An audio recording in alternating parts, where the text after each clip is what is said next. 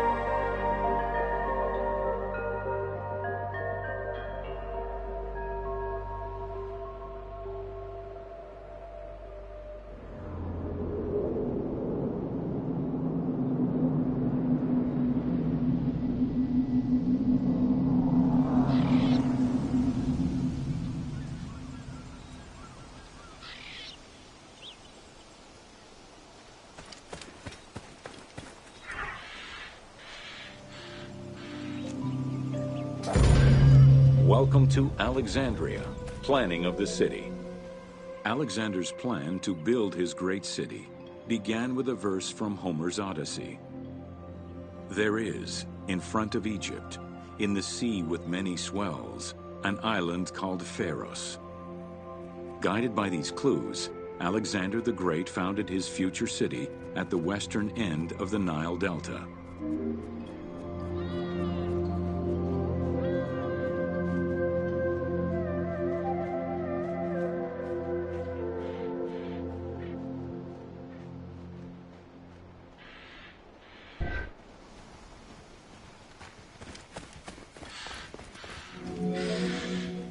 Though Alexander considered this location ideal for his great city, it presented considerable challenges. Too difficult to access during storms, the surrounding swamps threatened disease, and the limestone soil prevented the growth of healthy crops. However, due to the influence of his mentor Aristotle, Alexander the Great recognized that the true value was its strategic emplacement. Alexander knew that in controlling Pelusium to the east, Memphis to the south, and his crowning glory Alexandria to the west, he would create a triangular stronghold, allowing him to control the entire delta while giving him access to the Mediterranean.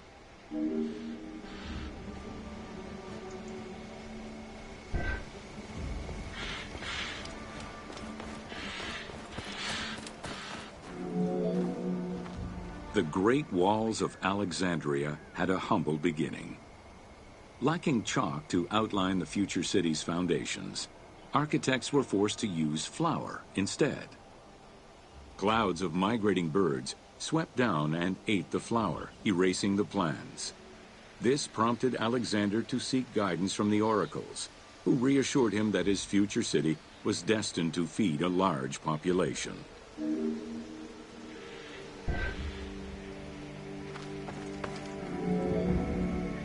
Excavations led by Mahmud Bey el-Falaki in the 19th century revealed that the wall enclosure measured approximately 5.2 kilometers in length and 2.2 kilometers in width. It was roughly 9 meters in height.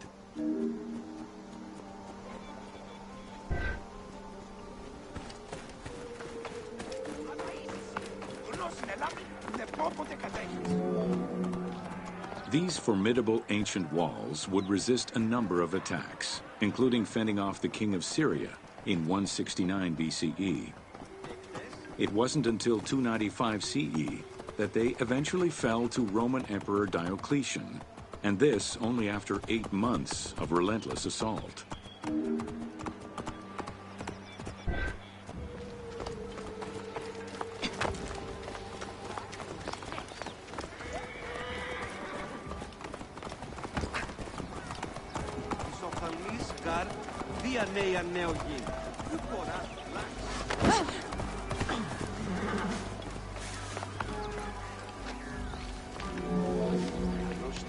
Alexandria's principal architect, Dinocrates, chose a Hippodamian grid plan. The grid maximized functionality, with wide, straight roads and canals running beneath them. Alexander recognized the military value of the city's design. The wide, parallel streets gave him optimal surveillance of the city, while allowing the unobstructed flow of troops.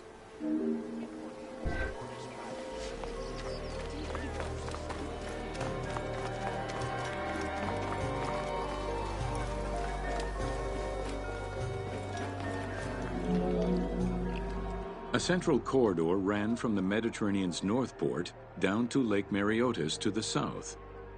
This thoroughfare acted as an unobstructed link for commercial trade and travel between the two ports. Many of the streets were bordered with grand buildings and parks, including Canopic Street, with its impressive gate bordering the eastern end.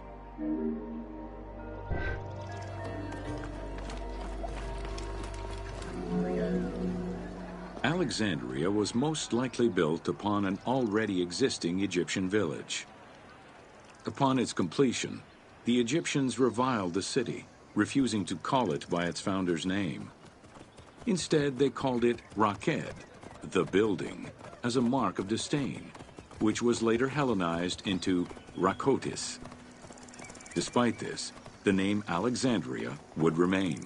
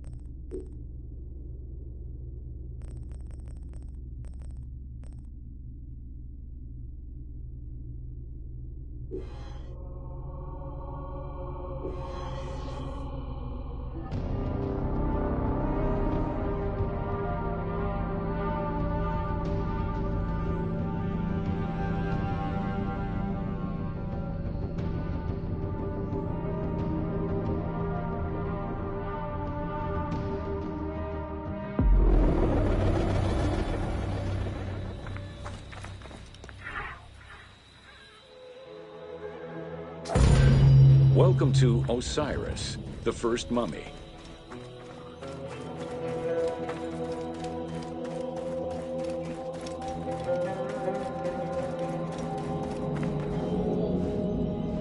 The oldest mummies recovered date from the Old Kingdom, though Egyptologists believe that mummification was in use much earlier than that. At first, the body was mummified through environmental desiccation, by leveraging the dryness of the environment and the heat of the climate. Early experimentations in mummification were conducted with the use of resin made from tree sap. Strips of linen were only used on some superficial parts of the epidermis of the hands or jaw.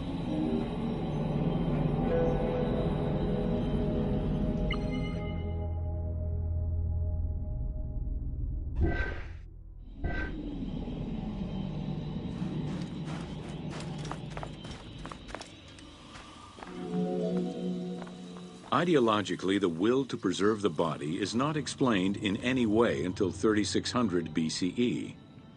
This is when the Egyptian belief that the body housed the soul was finally documented for modern Egyptologists to eventually decipher. It was not until the arrival of the myth of Osiris in the Egyptian religion around the 5th dynasty that mummification was thoroughly conceptualized. The practice was thereafter grounded in both a mythological and ideological point of view.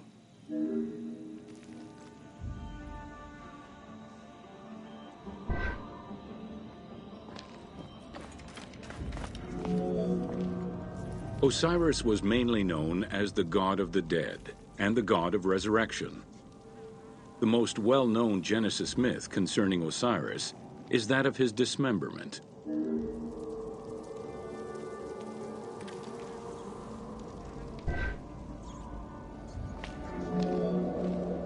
It is Plutarch who gives the most simplified and complete summary of the story.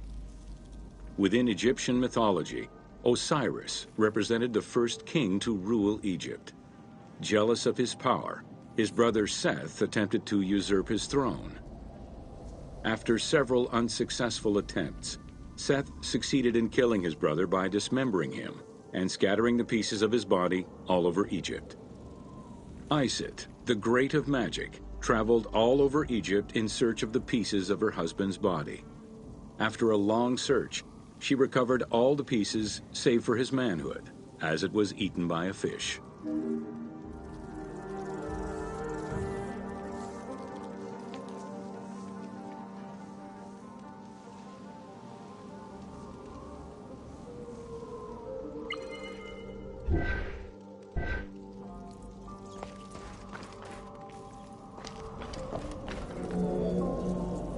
Isis then reassembled the body of her husband by binding it together with strips of linen. Aided by her sister Nephthys, another powerful magician, they gave Osiris the breath of life. This not only brought him back from the dead, but also allowed him to recover his virility long enough to impregnate Isis, thus ensuring his succession before, once more, dying. Thus Horus was born.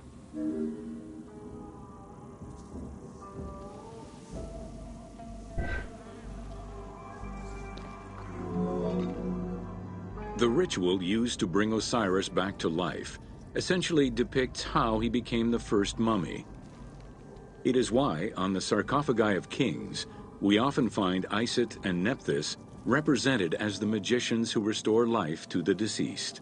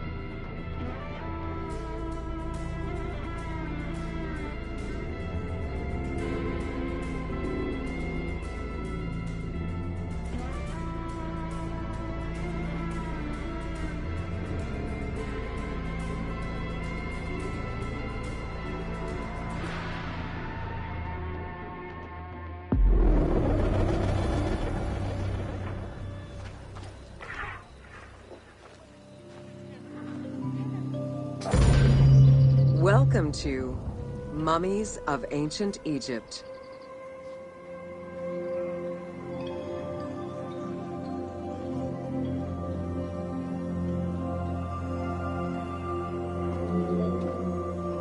The mummification process used by ancient Egyptians was highly ceremonial in nature. The different types of mummification took into account the social level and richness of the deceased and even included animals. The most expensive was that reserved for the pharaoh and the royal family, as well as some of the wealthiest members of the court.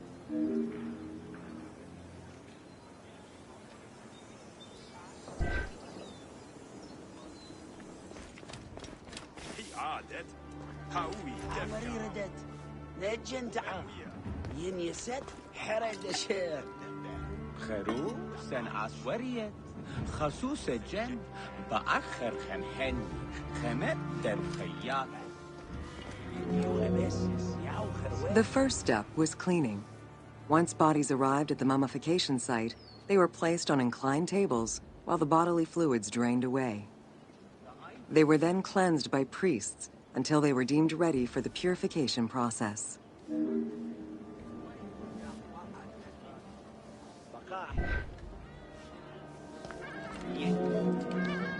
The purification of the body began with a libation from sacred water. The priest then fumigated the body with terebinth resin. After the ritual cleansing, priests used oils, spices, and all kinds of essences to further purify the body of the deceased. Finally, all body hair was meticulously removed.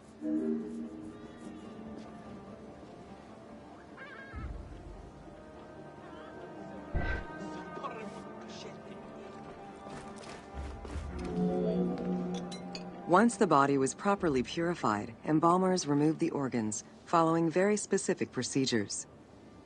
First, the brain was extracted by inserting a spoon through the nostril to break the ethmoid bone. Then, using a spatula, the pieces of the brain were removed as thoroughly as possible. What matter remained was extracted after a process of liquefaction, achieved through the use of a caustic liquid. The cranial box, once emptied, was rinsed and disinfected with palm wine, and then stuffed with strips of linen cloth and liquefied resin.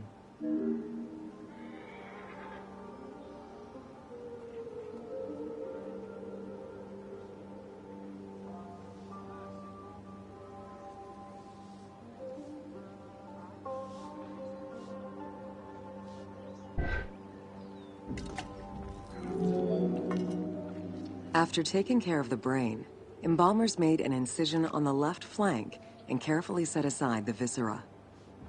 The inside of the body was also rinsed with palm wine. Then the embalmers filled the belly with pure myrrh, cinnamon, and other perfumes and sewed it shut. The removed viscera were washed in palm wine and packed in crushed herbs before being placed in canopic jars.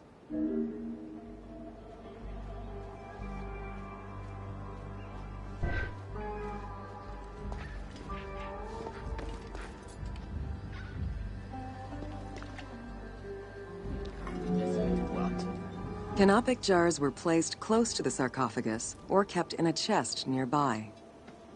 At first, the viscera were wrapped in tissue and placed in the vases. As the ritual requirements became more elaborate, ointments, spices, and even water and natron were added to the process.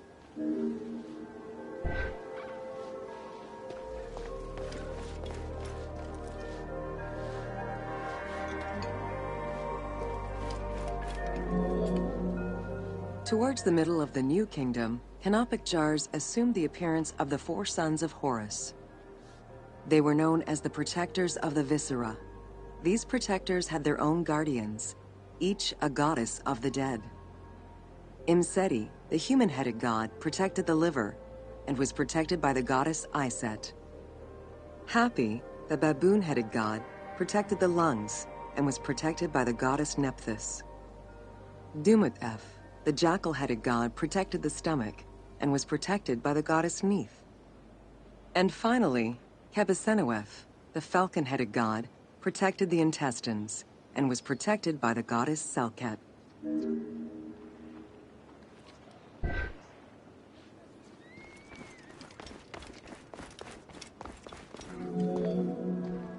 Natron is a naturally occurring mineral found in evaporite. These sedimentary rocks are made up of mineral salts and were generally mined from lake beds in Egypt.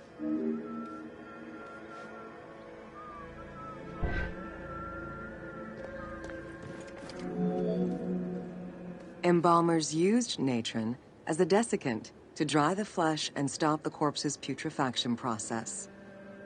Once the body was cleansed and eviscerated, the deceased was covered in natron for about 40 days. Once desiccated, the body was prepared to be wrapped in strips of linen.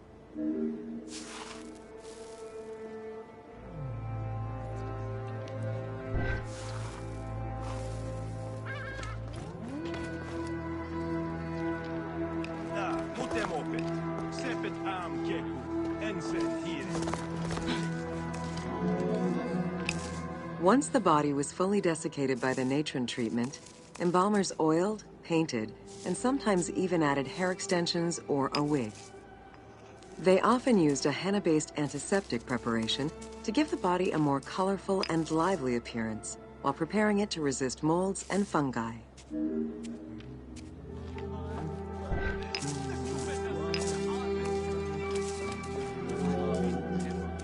Next came the phase which gave mummies their most well-known appearance, the wrapping. Originally, each part of the body was wrapped separately. Men had their arms crossed on their chests, while women had the right arm folded over their breasts and the left arm stretched along the body. However, techniques evolved over time. Eventually, the body as a whole was wrapped with limbs alongside the body, and increasingly sophisticated and different techniques of weaving flax bands were developed.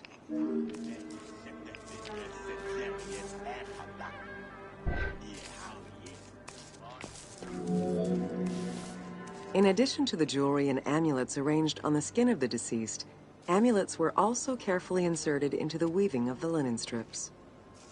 Each amulet was linked to a myth, or to an ideological belief related to rebirth.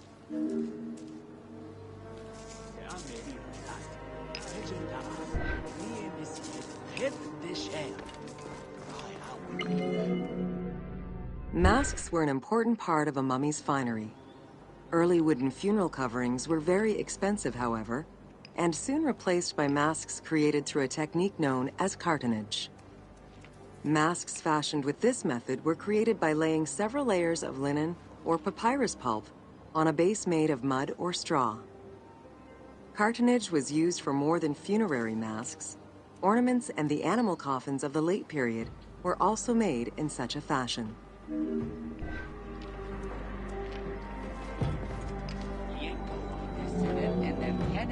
Cartonnage evolved to cover the entire body of the mummy during the 22nd dynasty.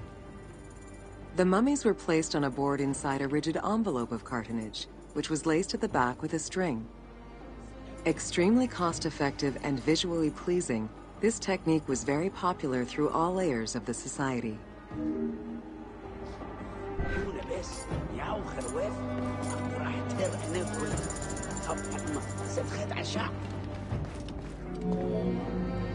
Cartonnage envelopes were usually covered with inscriptions and polychrome decorations, specifying the names and titles of the deceased, scenes depicting daily life, or decorations specific to the funerary world.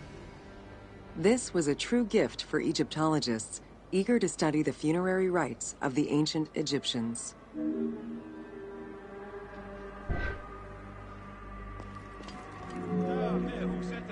Once the mummy was properly wrapped and adorned, the embalmers proceeded with the ceremony of the opening of the mouth. A vital step of the funerary process, this ceremony was meant to bring back to life the deceased themselves, or an object representing the deceased.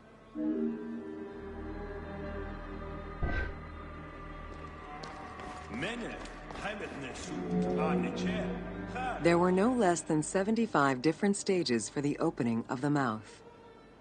It required the application of the same oils, ointments, spices, and perfumes used during the mummification process. Makeup was sometimes part of the process as well.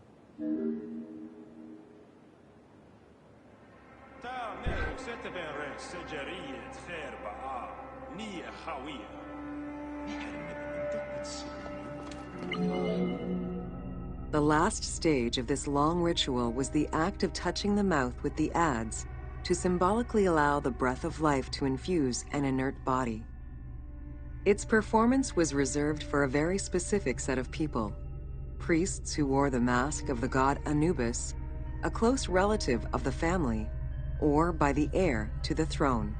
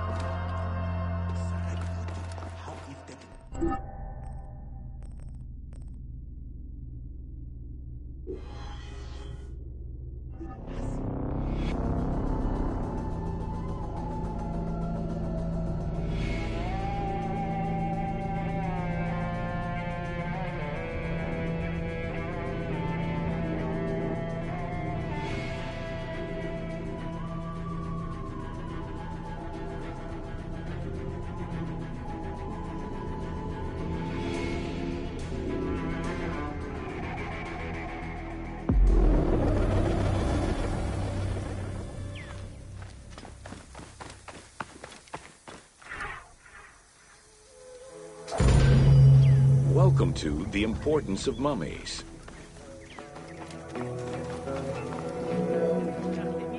The first hieroglyph for embalmer appeared in pyramid texts of the Old Kingdom. It is likely that embalming was a trade that progressed alongside the evolution of ancient Egyptian funeral practices. While we still know nothing of how embalming came to be a profession, we do know that embalmers had a hierarchy, and that each embalmer specialized in a specific phase of the mummification process.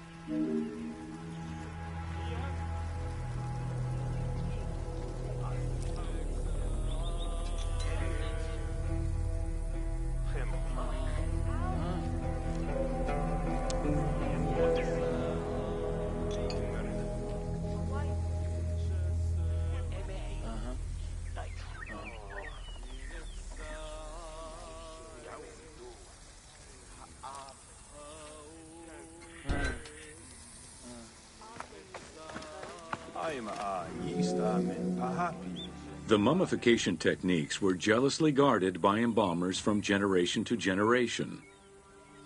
Despite their efforts, Herodotus and Diodorus discovered their methods in late antiquity, but historians were skeptical about the validity of the texts. It remained a mystery until two teams of modern medical legal scientists confirmed the process in 1994 and again in 2011.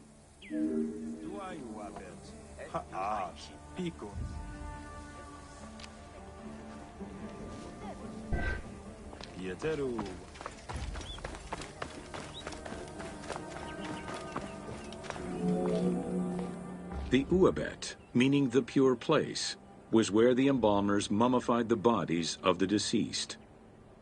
Until the end of the Middle Kingdom, it was located in tents at the edges of the city due to the smell of decomposition. In the New Kingdom, however, the Uabet was located within the city limits, though still in open-air spaces. In the same way that the practices and techniques of mummification evolved, so possibly did consideration towards embalmers within ancient Egyptian society.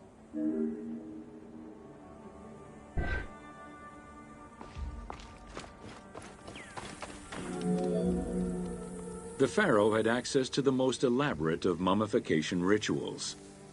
The richer citizens of Egypt also enjoyed complex embalming options, though none of them allowed for the removal of the brain or viscera. After purifying the body, embalmers injected a liquid through the rectum, sealed it, and allowed the mixture to settle. They then plunged the body into natron for up to 40 days. Once the body was dried, the seal was removed, and the entrails flowed out with the injected liquid, leaving the skin and bones of the deceased to be wrapped in linen and returned to the family for burial.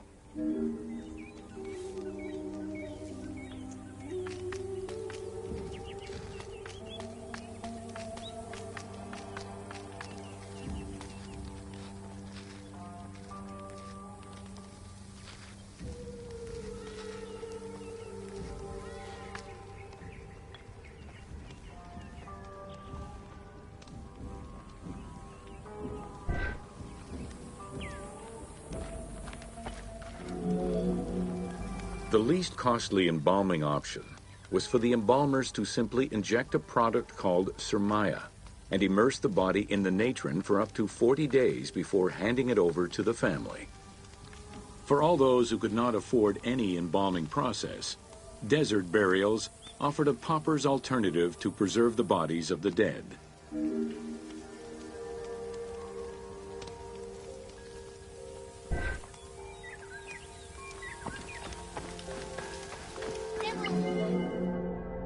Egyptian civilization has always appealed to Westerners, even before the Greek and Roman invasions.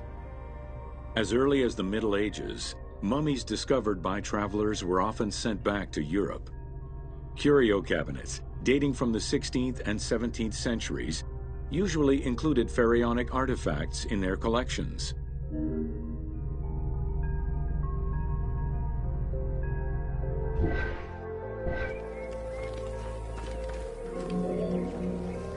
The Egyptomania phenomenon was heralded by Napoleon Bonaparte's Egyptian campaign, which lasted from 1798 to 1802. The following years were marked by a resurgence of interest from rich enthusiasts and scholars who exposed Egypt to the general populace. Many research societies focusing on Egyptology were founded during those years.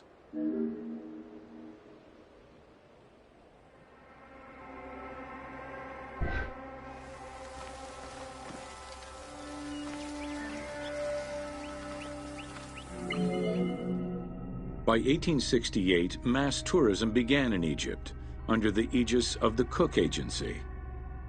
The rich would indulge in leisure trips to Egypt and bring back mummies. Upon their return, they would organize evenings that consisted of unpacking mummies and removing strips of linen and amulets layer by layer.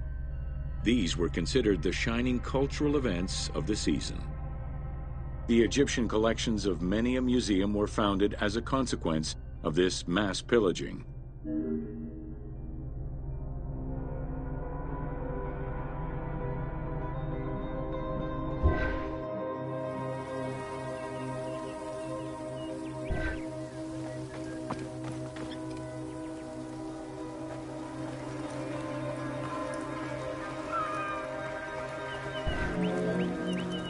Thanks to those dubious parties, the fantasy of a mummy coming back to life, seeking revenge on its defilers, was born.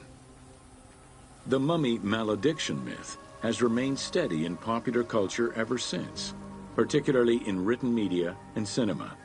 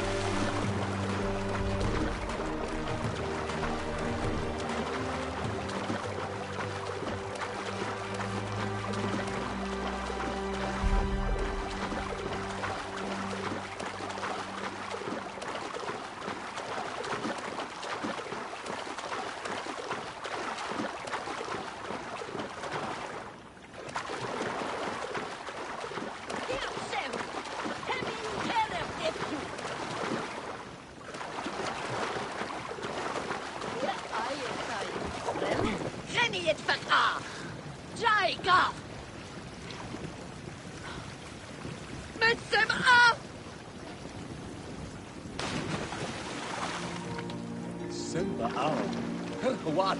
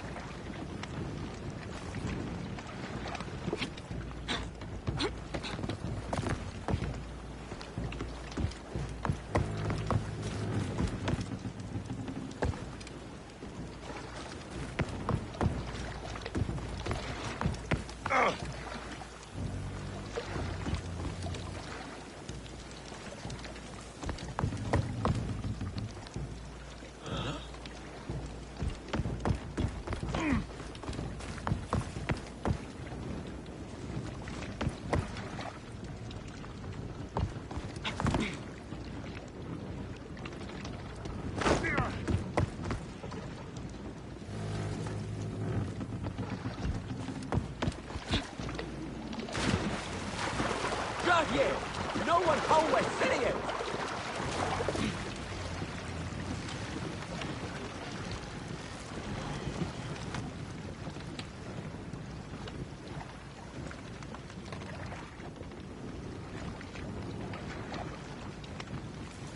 There is so much to discover.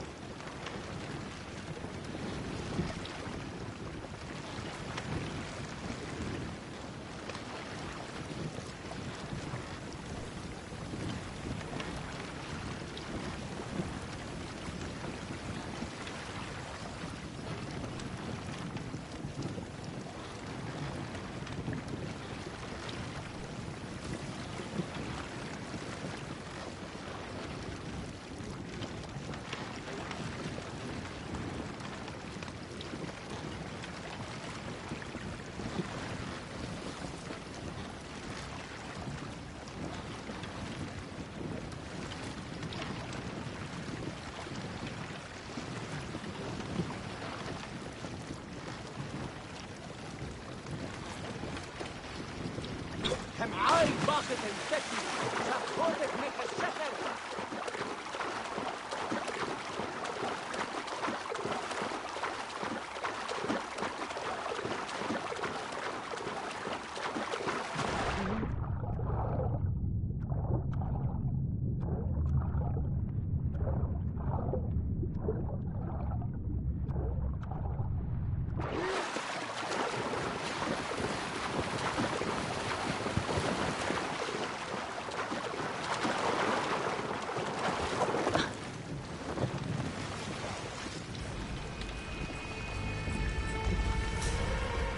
هنية بقاعة تهيئة.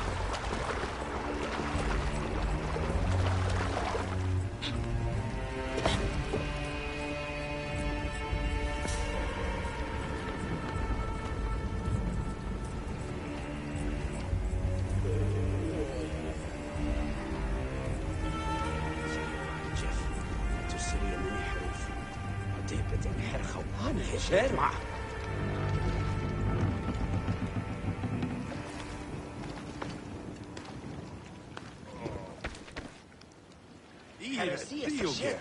شديد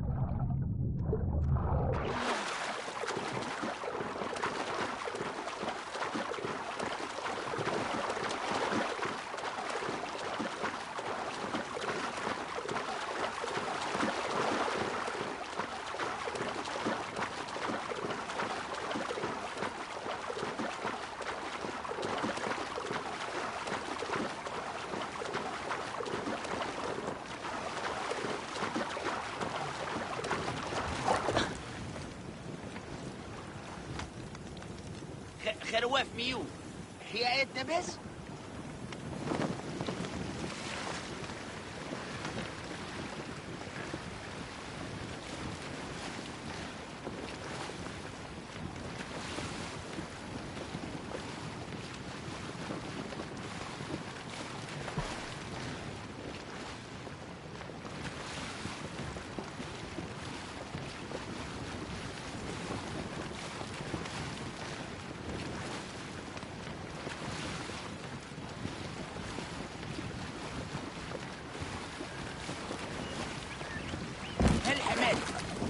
هي قس خعات.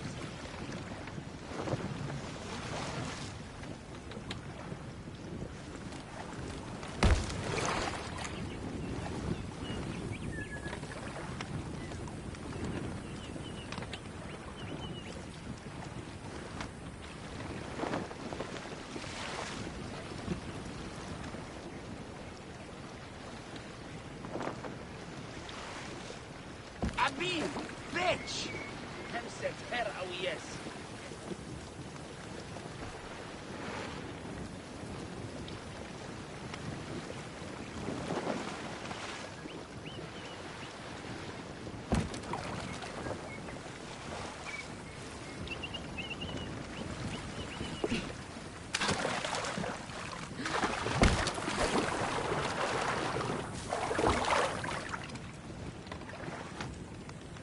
يمنتية شروتية وعد كوياك.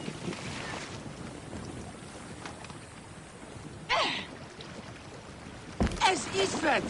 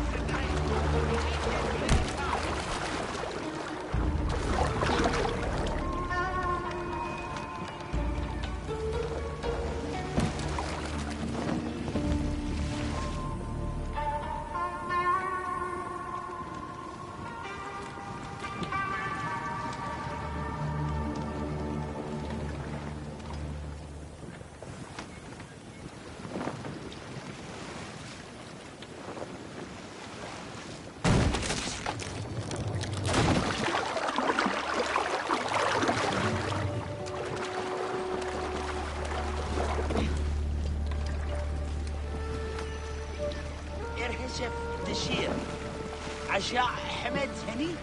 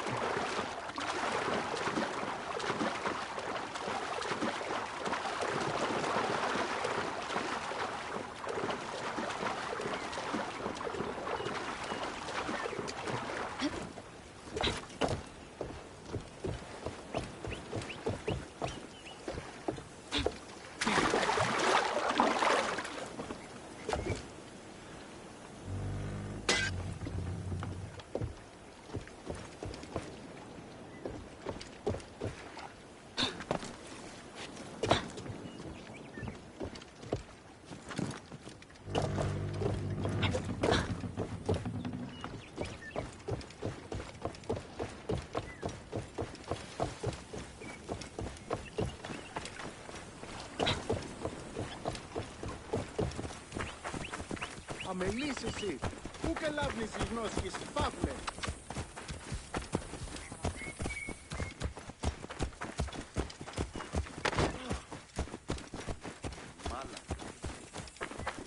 Ο καλός, έβγε!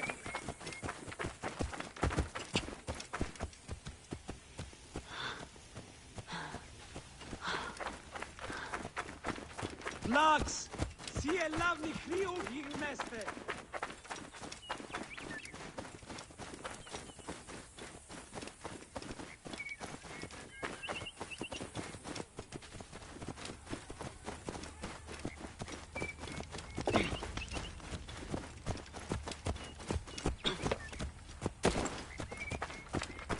Πού και στην εορταλμή σου έρθεις, ο της αμελίας.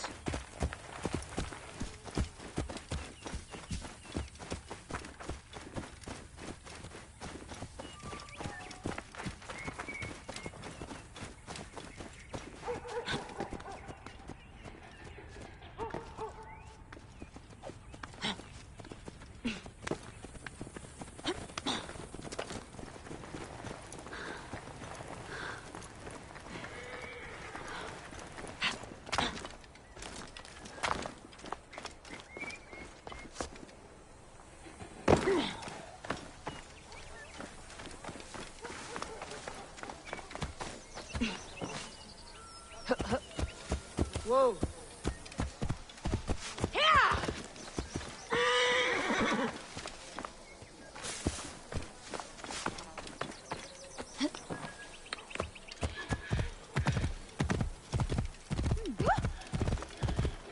Wow. Hier goed.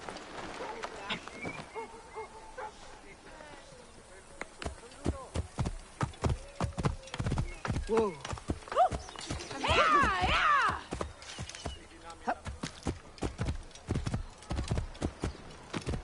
Wow.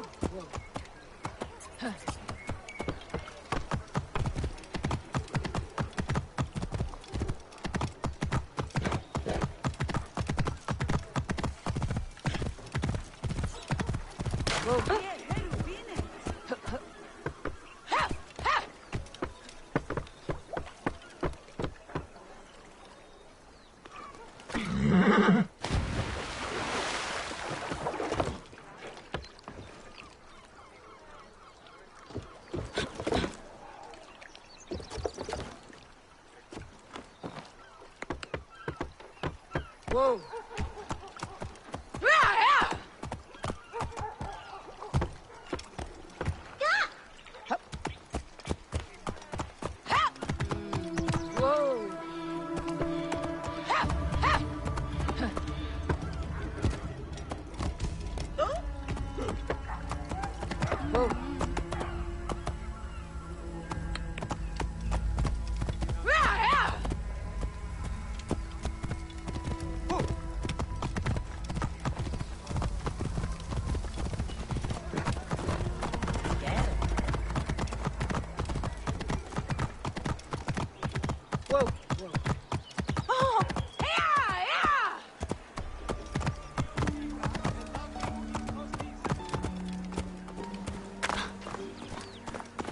Αμάξα ελάβνης κακίστεως, αμέλισσον.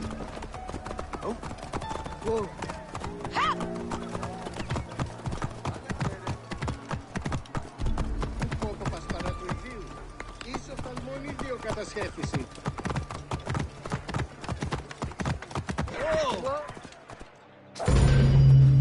Welcome to the Serapion of Alexandria.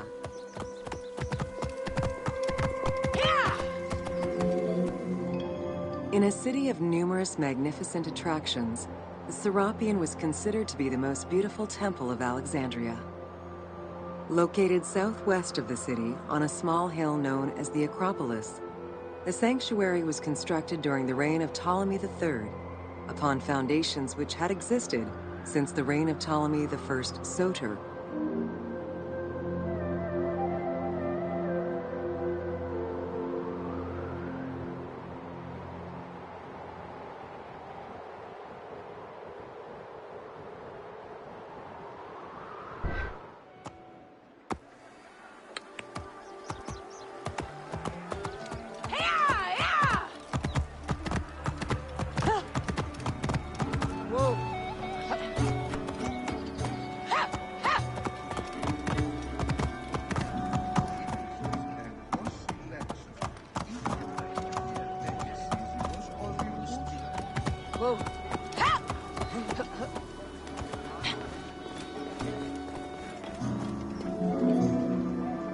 Visitors of the Serapeum climbed 100 steps to reach the courtyard. Libraries were installed in the porticos surrounding the square building, with its roof and columns adorned with gold and gilded bronze. Pharaohs were generous to the temple, as were several Roman emperors after Egypt's conquest. An inner temple housed the statue of Serapis, dedicated to healing the sick.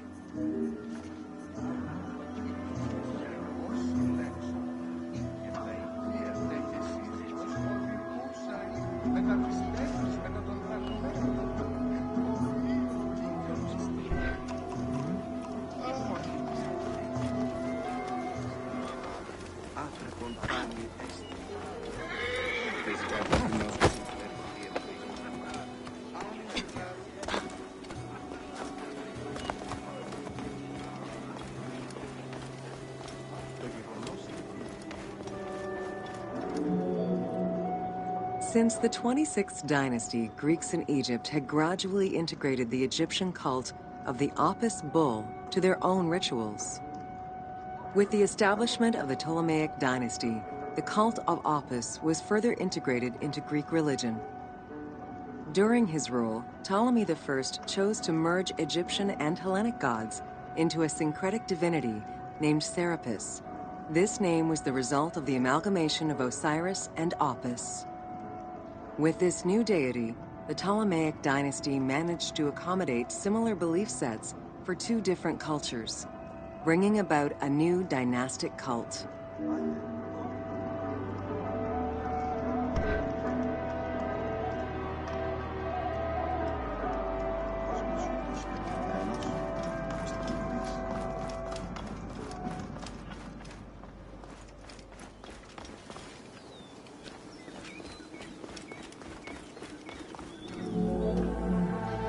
Serapis was also associated to other deities, including Asclepius, a Greek god of healing. It is possible that, as with the Serapis Temple of Canopus, the sick would visit this sanctuary, sleeping there overnight in the hopes of being healed within its hallowed halls.